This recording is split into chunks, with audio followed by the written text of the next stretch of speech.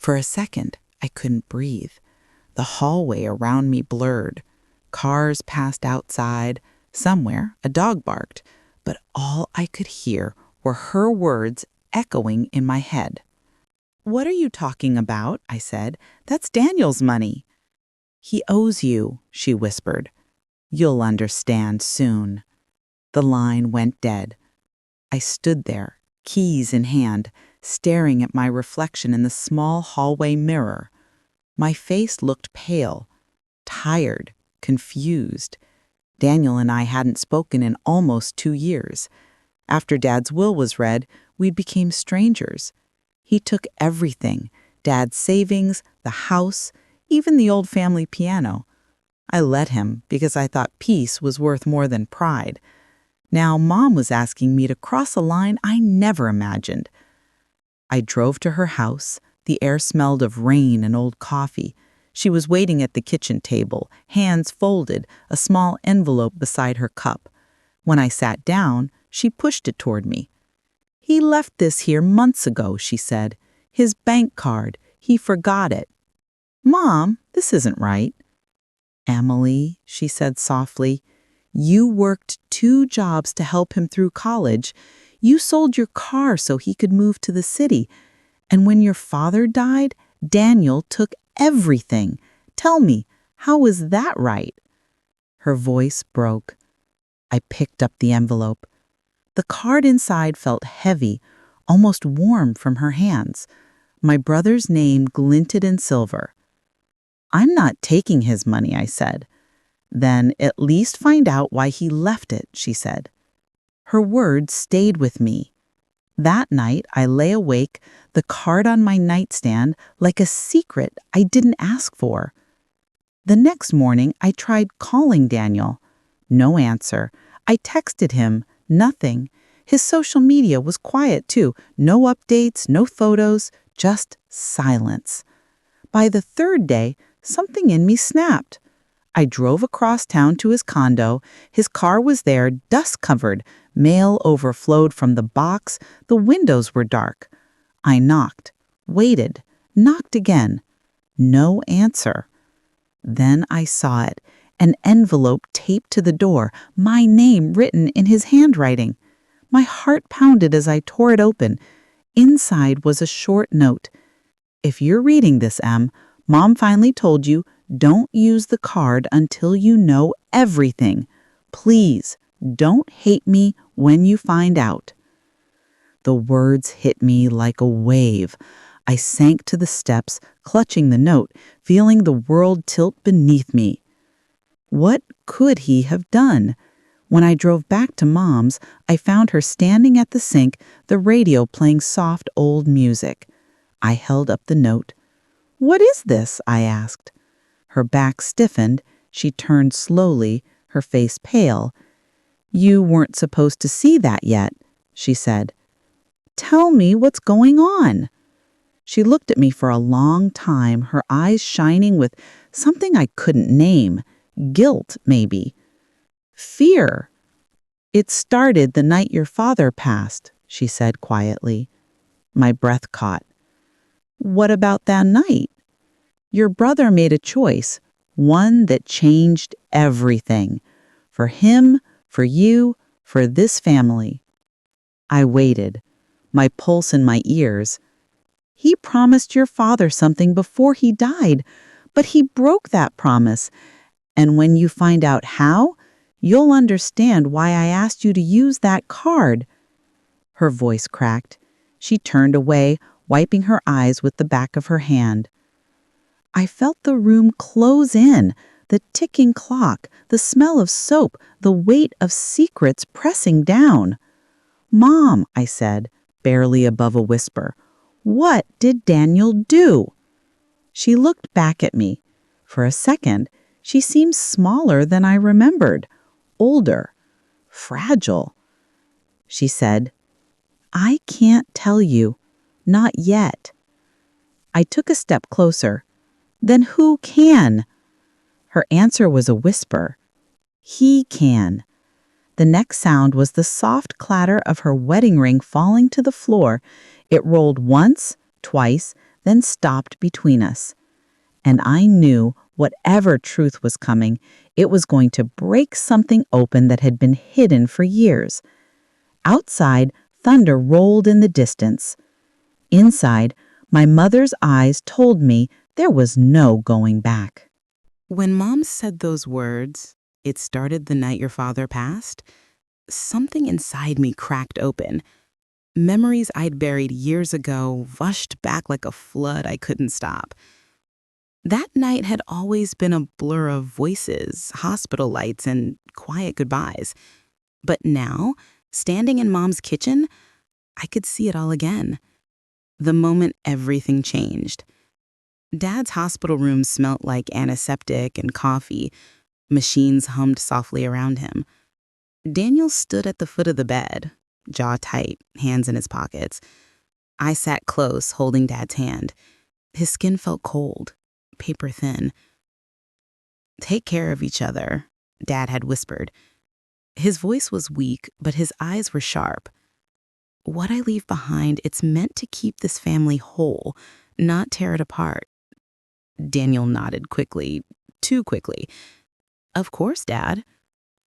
I remember looking at him, wondering why he couldn't meet my eyes.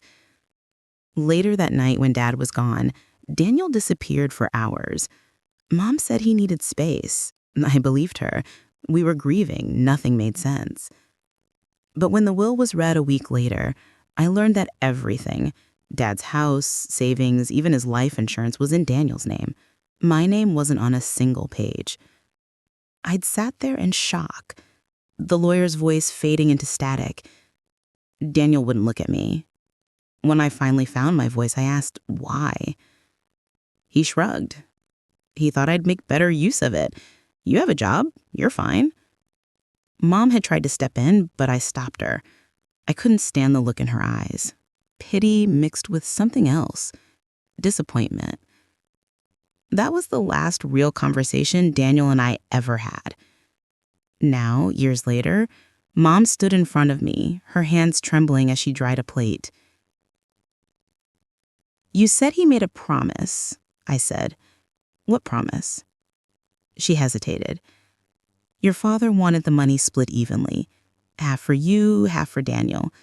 He made your brother promise to handle it fairly after he passed." My chest tightened.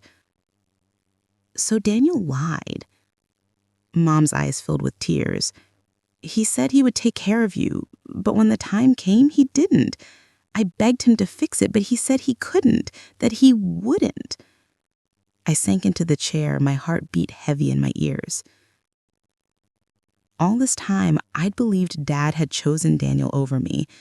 I'd carried that weight through every lonely shift, every overdue bill, every moment I'd told myself I just wasn't enough.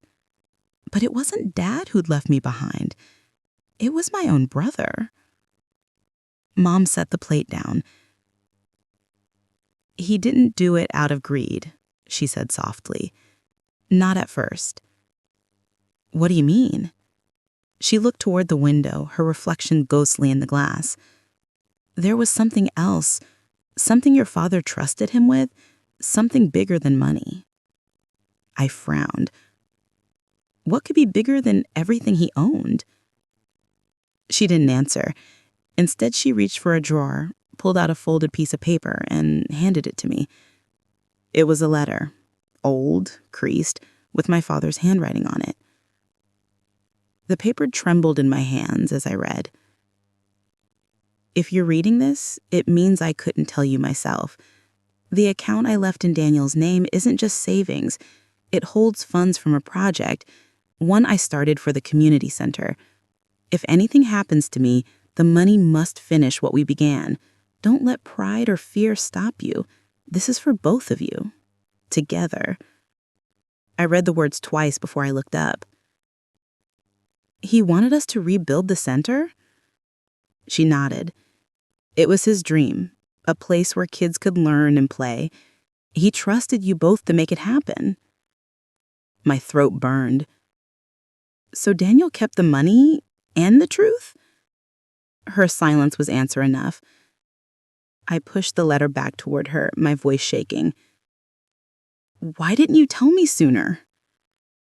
She wanted to, but he promised he'd do the right thing.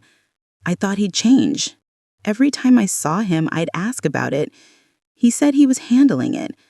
I didn't want to believe my own son could lie like that. I stood up, pacing the floor. Every memory of Daniel suddenly looked different. The late-night calls he ignored, the messages he brushed off, the polite distance that grew between us like a wall. "Did Dad know?" I asked. Mom shook her head. "No. He trusted him completely." I stared out the window, watching rain begin to fall against the glass. Somewhere in the distance, thunder rolled again, soft and steady. "Maybe Daniel thought he was protecting me," I said quietly. "Maybe he thought he couldn't handle it." Mom gave me a sad smile. Or maybe he couldn't handle sharing it. The rain hit harder now, streaking down the glass like silver threads. I felt something shift inside me. Not anger, not yet, but a deep hollow ache where trust used to be. I turned toward her. "You said the card still works." She nodded. "Then I'll find out where every dollar went." Mom hesitated. "Emily, what are you going to do?" "I'm not sure, but I'm done believing Daniel's version of the truth." I slipped the card into my pocket.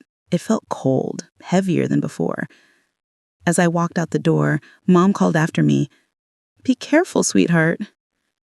I didn't look back, because for the first time, I wasn't afraid of what I'd lost. I was afraid of what I might find. And somewhere in my brother's silence, I knew the real story was waiting, buried under years of lies, waiting for someone to dig it up. The rain stopped as I reached my car. I held the card in my hand, turning it over once before sliding it into my wallet. The next step wasn't revenge. It was truth, and I had just decided to chase it, no matter where it led.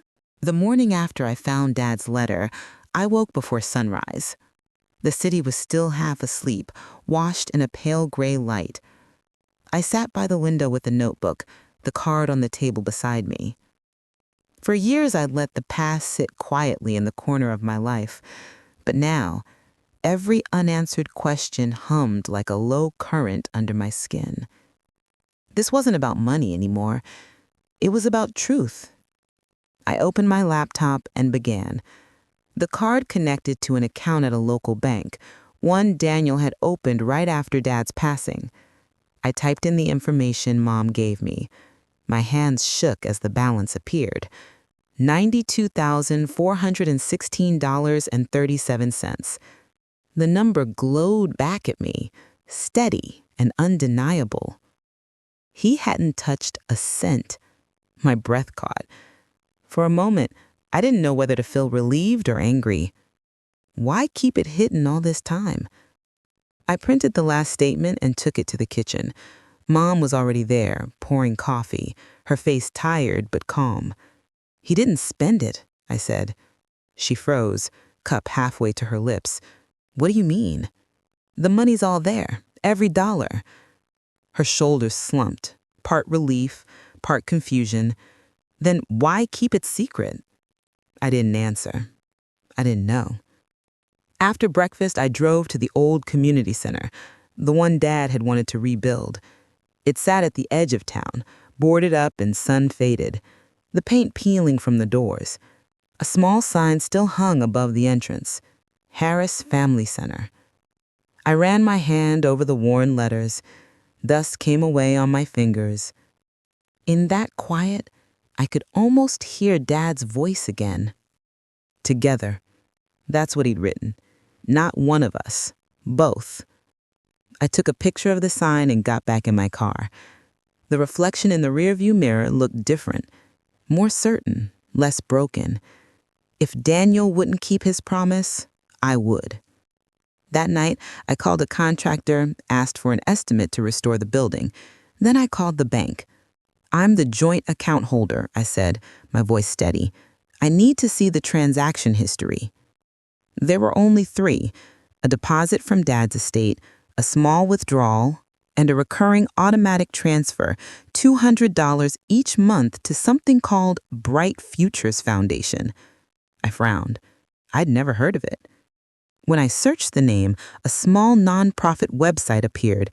Its mission was simple: providing scholarships for underprivileged students. The contact name at the bottom stopped me cold. Director, Daniel Harris.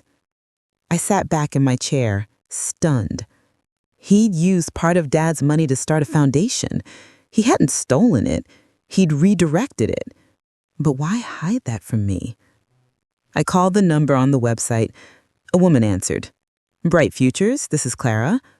Hi, I said carefully. I'm trying to reach Daniel Harris. Mr. Harris isn't in today. Would you like to leave a message? No, that's all right.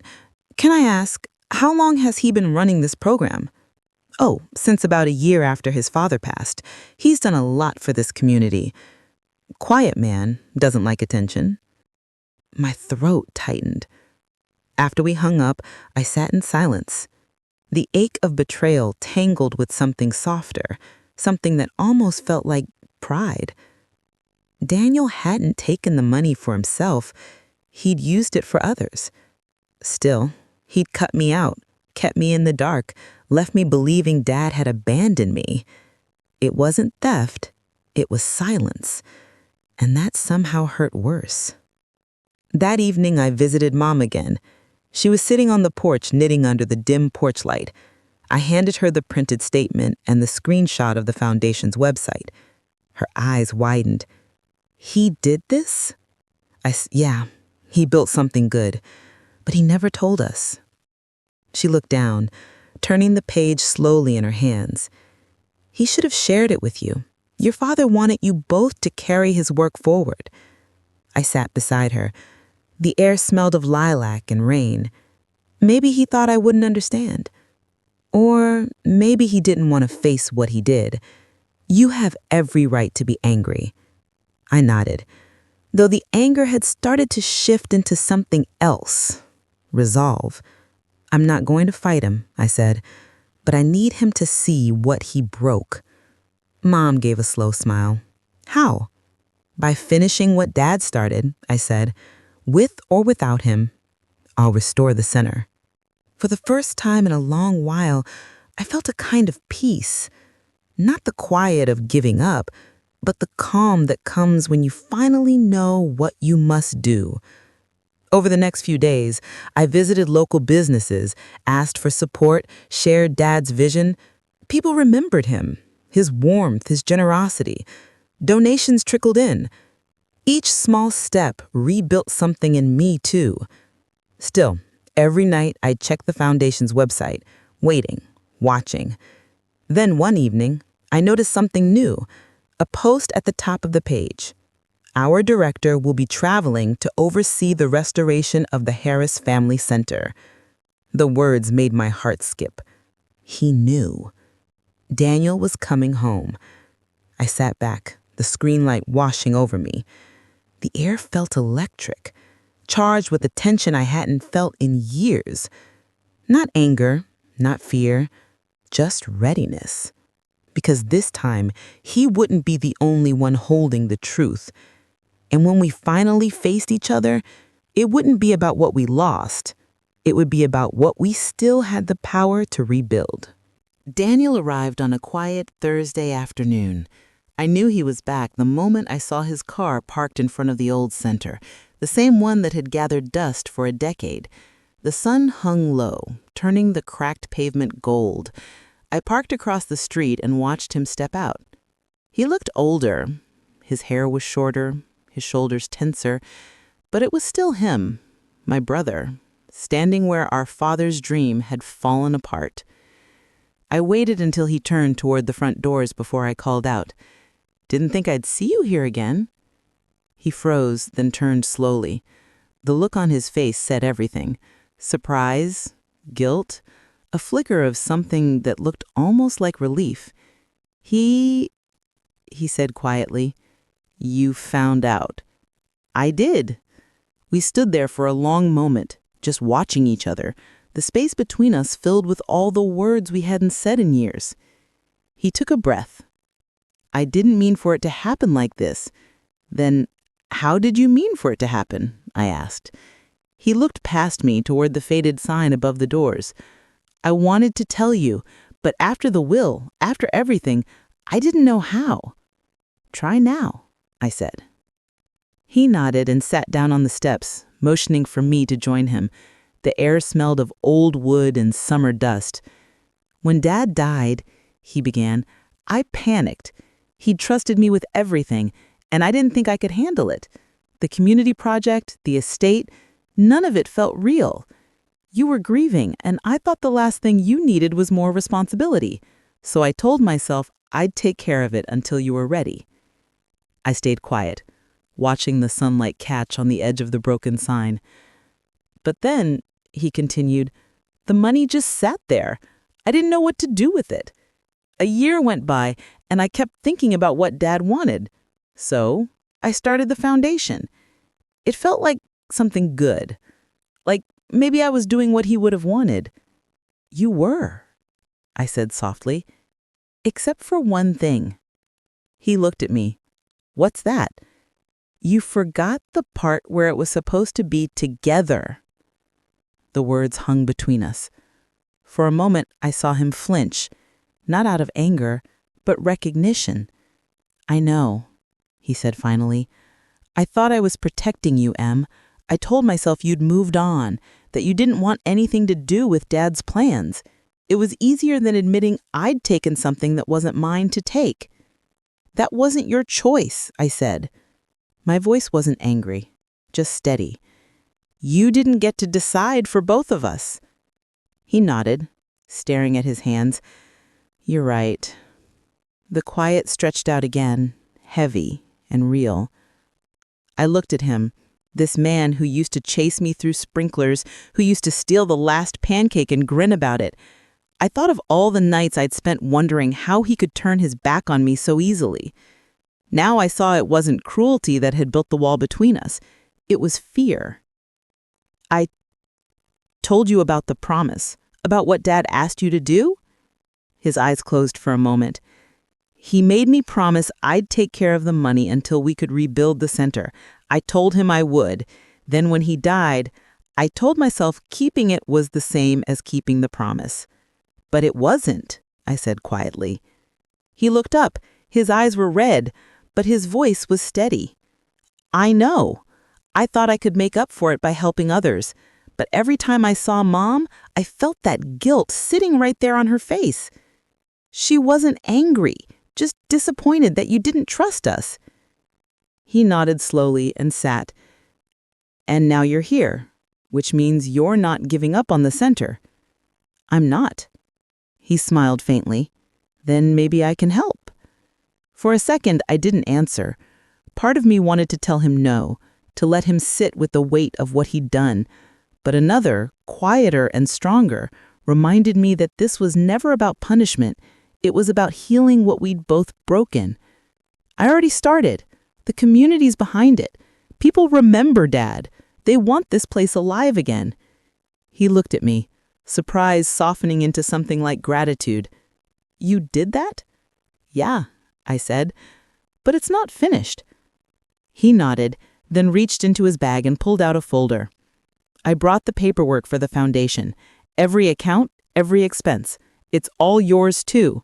I should have done this years ago. I took it, the weight of it familiar and foreign at once. He stood, brushing the dust from his jeans. You were always the brave one. I thought I was protecting you, but the truth is, I was protecting myself. I looked up at him. It's not too late to fix it. He smiled, small but real. You sound like Dad. For a while, neither of us spoke. The sky was turning orange, the air cooling with the promise of rain. As he turned toward his car, I said, Daniel. He stopped. Don't disappear this time. He nodded. I won't. When he drove away, I sat back on the steps, the folder in my lap, the last light fading around the building. For the first time, I didn't feel betrayed. I felt ready. Inside that folder, somewhere between numbers and signatures, was the start of something new. Proof that redemption doesn't erase the past, it rewrites the ending. And tomorrow, I'd open those doors again. But tonight, I let the quiet settle and thought of Dad's last words. Keep this family whole. Maybe finally, we were. The next morning, I unlocked the old community center for the first time in 10 years. The hinges groaned as the door swung open. Light filtered through dusty windows, falling across worn floors and faded posters. Every corner felt haunted by the past, by laughter, by dreams that never had a chance to grow. I carried Daniel's folder inside and set it on the table where Dad used to plan his projects. My hands hesitated before opening it. The papers inside were neat, precise. Bank statements, donation receipts, construction proposals that were never submitted. Each page was a story of good intentions, half finished. At the back was a letter. The handwriting stopped me. It wasn't Daniel's. It was Dad's. The date read 2 days before he passed. To Daniel and Emily. If you're reading this, then I didn't get the chance to say goodbye the way I wanted. You both are my greatest legacy. The account I've left isn't just for the center. It's for you, to build something meaningful together. If you disagree, talk. Don't let silence win. Promise me that no matter what, you'll stay connected. That's the real inheritance. I read it twice, then once more, my eyes blurring. Dad hadn't wanted one of us to lead and the other to follow. He'd wanted us to meet in the middle. Behind me, the door creaked. I turned. Daniel stood in the doorway, holding 2 cups of coffee. He set one down beside me. "You found it," he said. I nodded. "He wrote it for both of us." He took a slow breath. "I didn't know that letter existed. Mom must have kept it." "She did," I said quietly. "Maybe she was waiting for us to be ready to read it." He leaned against the table, his shoulders heavy. "I should have trusted you, Em. I thought keeping you out of it would make life easier, but all it did was make it lonelier." I looked up. "Why didn't you just tell me? Even a phone call would have changed everything." His voice was small. "Because I couldn't face what I did with Dad's will. I knew I had broken his promise, and I didn't know how to explain it without losing you too." The honesty in his words hurt more than the silence ever had. For years, I'd imagined his motives as selfish, greedy, cruel. But now, hearing the truth, I saw something different. A brother terrified of failure, trying to live up to a father who never stopped believing in him. "I used to think you didn't care about this place," he said. "When you stopped coming around, I told myself you'd moved on. That's how I made peace with it. But seeing you here, I realized I never stopped waiting for you to show up." We stood there in the quiet, the building breathing around us. "You still have time to make it right," I said. "We both do." He gave a small laugh, shaking his head. "You sound like him again." Maybe I did. I picked up the letter and handed it to him. This is what he wanted. Not the money, not the title, just this. Daniel folded the paper carefully, his eyes glassy. "Then let's do it. Together." For a while, we talked about plans, budgets, volunteers, the kind of conversation that built bridges where walls had stood for too long. But underneath it all, a question kept whispering inside me. Was forgiveness that simple? When Daniel left, I stayed behind. The late afternoon light stretched across the floor in golden stripes. I looked around the empty hall and tried to picture what it would look like once it was alive again. Kids playing, neighbors laughing, Dad's photo on the wall. That's when I noticed the small envelope tucked inside the folder's back cover. My name was written in Daniel's handwriting. I opened it carefully. Emily, if you're reading this, I need you to know something. The money from the estate wasn't just Dad's. After he passed, I found out he had taken a loan in both our names for the center's construction. When I got the paperwork, I panicked. I paid it off quietly with what was left from the will. That's why I said you wouldn't understand. I didn't want you to find out we'd both been in debt. I thought I was protecting you from it. But keeping that secret cost me more than the money ever did. The letter trembled in my hands. He hadn't stolen from me. He had sacrificed his own peace to keep me from carrying a burden that was already half mine. All this time, my anger had been aimed at the wrong thing. The betrayal wasn't greed. It was love twisted with fear. I walked outside and stood on the steps where we'd argued the day before. The evening air was cool, carrying the faint scent of cut grass and rain. Forgiveness sat heavy in my chest, not simple or easy, but real. I took out my phone, thumb hovering over Daniel's contact. I could call him now, tell him I knew everything, that we could finally start over. Or I could wait, let him come back tomorrow, unaware that I'd read the letter, and see if he'd tell me himself. Part of me wanted to give him that chance, to choose honesty on his own this time. The other part was tired of waiting for people to do the right thing. The phone screen glowed in my hand. My reflection stared back, stronger, clearer, older than before. Dad's words echoed again. Don't let silence win. I breathed in, slow and steady, feeling the weight of choice settle inside me. Forgiveness or silence. Both were power. The wind shifted, rustling the trees. Somewhere behind me, the door creaked open again. I turned toward the sound, heart steady, decision still unspoken. And the story wasn't over yet. I didn't call Daniel that night. Instead, I sat on the steps of the old community center until the streetlights came on, watching the windows glow with the last light of evening. It felt like the whole town had gone quiet, holding its breath, waiting to see what I would do. For years, I dreamed of justice, of proving I'd been wronged, of reclaiming what was mine. But now that I knew the truth, that word didn't feel right anymore. Justice wasn't about winning. It was about peace.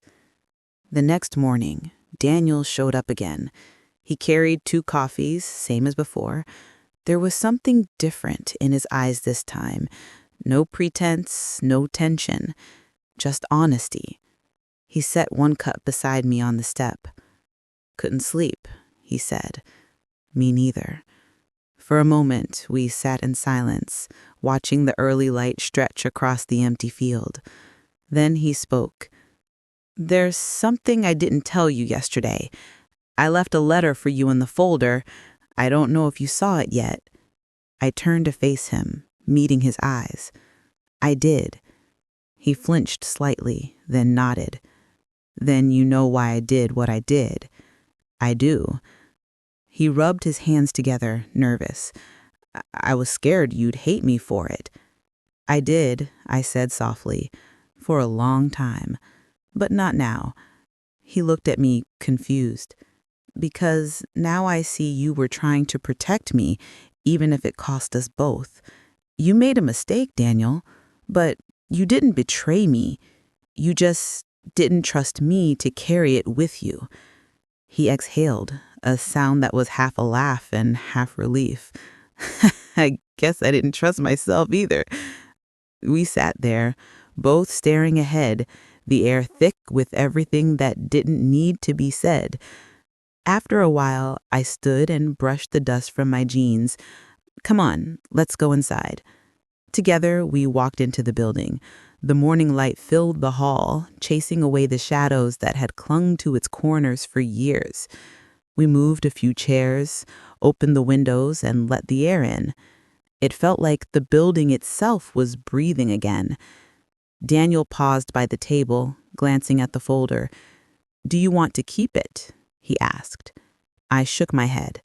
"No, let's use it. Every dollar, just like Dad wanted." He nodded. "For the community center? For us. For what we lost and what we're building back." He smiled faintly. "That sounds like something Dad would have said."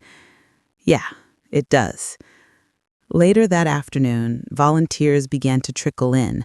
Old friends, neighbors, even a few people I hadn't seen since before Dad passed. Someone brought paint, someone else brought tools. The air filled with laughter and plans. I caught Daniel watching the scene, his expression soft and grateful. "This is what he meant, isn't it?" "It is," I replied. We worked side by side that day, and for the first time in years, it didn't feel awkward or forced. It felt right. When the sun started to set, I went outside alone for a moment. The sky was streaked with gold and pink, like a quiet kind of forgiveness written across the horizon. I took out Dad's letter again, unfolded it carefully, and read the last lines aloud to the wind. "Stay connected. That's the real inheritance." I folded the paper and slipped it into my jacket pocket. Then I reached into my bag and took out a small wooden plaque I'd had made that morning. It said, "The Martin Center, for Community and Family." Below it, 2 names, Daniel and Emily. I hung it by the door. When Daniel came out and saw it, his eyes filled. "You didn't have to put my name on it." "Yes, I did," I said. "This was never about one of us." He looked at the plaque for a long moment, then said quietly, "Thank you." The breeze lifted, carrying the smell of fresh paint and sawdust, new beginnings. I looked out at the horizon and felt something shift inside me. Not victory, not revenge, just release. Forgiveness wasn't a single act. It was a choice you made every day to stop carrying what was already too heavy to hold. Daniel stepped beside me, holding 2 paper cups. "One last coffee?" I smiled. "Always."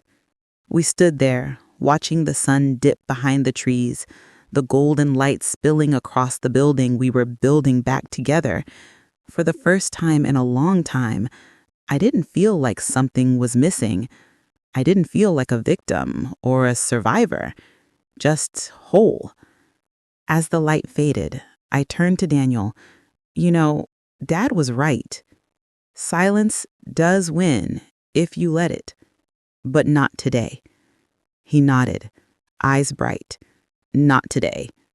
Behind us, the community center glowed softly in the twilight, alive again, both a promise kept and a wound healed. And in that quiet, I realized the truth. Sometimes justice isn't loud. It's the sound of peace, finally taking its place where pain once lived. And that's how I knew it was over.